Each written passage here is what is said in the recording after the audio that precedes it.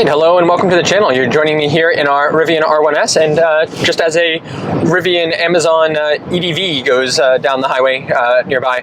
But today I wanted to talk a little bit about some of the latest news and confirmations of updates that we just got from Rivian are going to be, especially around the refresh of the R1 line, but just a whole bunch of like software updates that will be either affecting that or coming like later on with the R2. As well as a bunch of things that we're planning to get this year now in our existing R1 here. So come along with me. We'll talk about everything from streaming video and other media updates to updates to the UI itself, to some improvements to the Driver Plus automated or driver assistance system.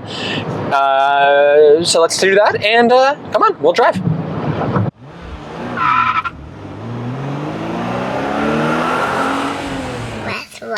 Alright, so Rivian has just been flooding us with news lately, all kind of starting from around the time of the R2 launch, now to the factory being shut down, to refresh the R1 line with some updates to configurations with the motors, to heat pumps and a bunch of other things hardware-wise. But along with that, we just got some really good information from a Q&A with Wasim Ben Al-Said, who is the lead of Rivian's software teams, and he dropped a bunch of interesting little tidbits about some of the stuff that we should be expecting to see across the Rivian lineup coming pretty soon.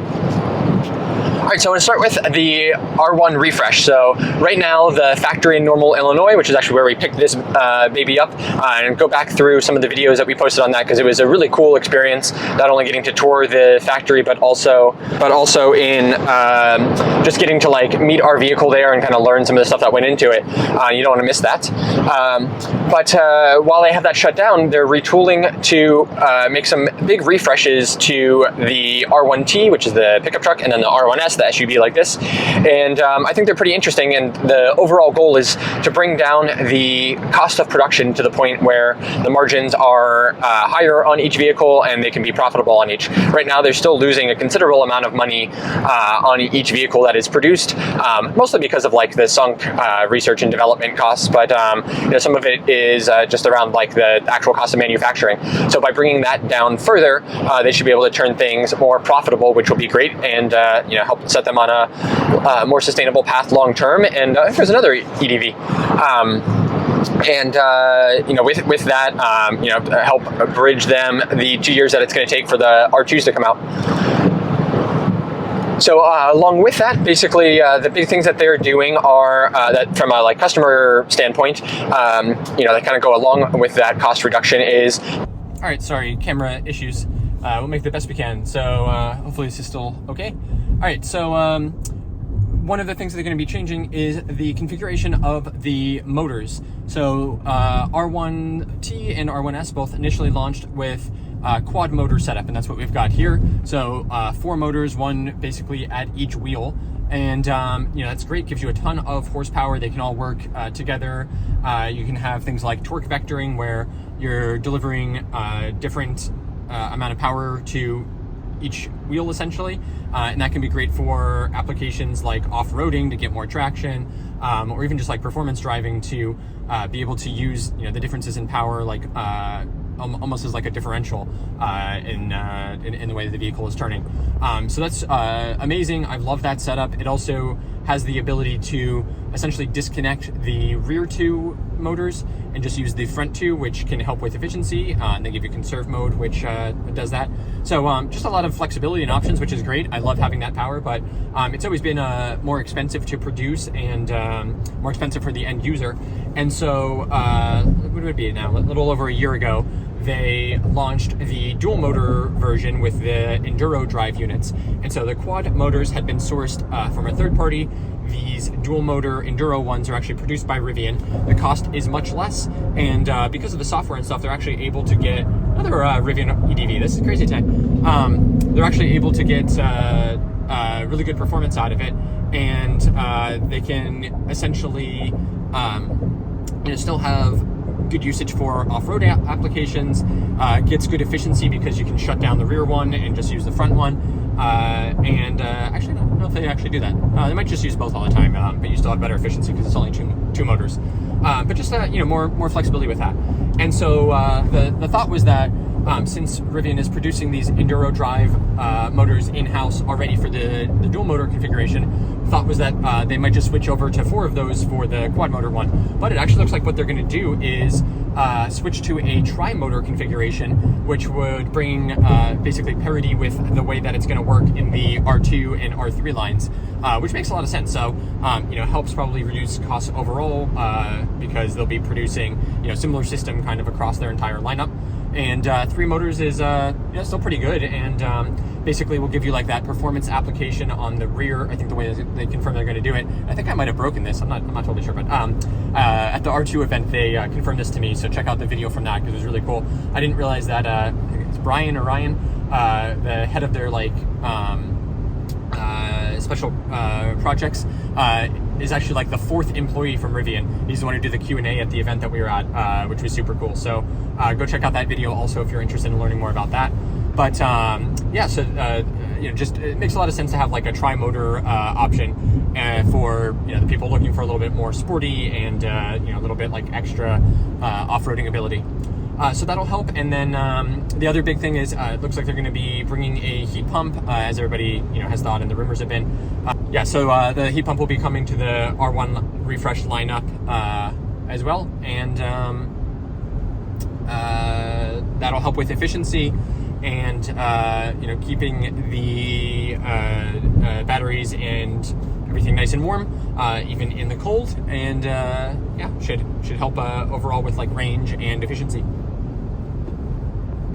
All right, so then more on the software side, and this is where I think it gets interesting, is that we have been waiting for a while now. We got this announcement several months ago that Sirius XM compatibility would be coming to the R1s through a software update, and we haven't really heard much more about it. It seems like that's actually going to be maybe delayed a little bit, coming a little bit later this year.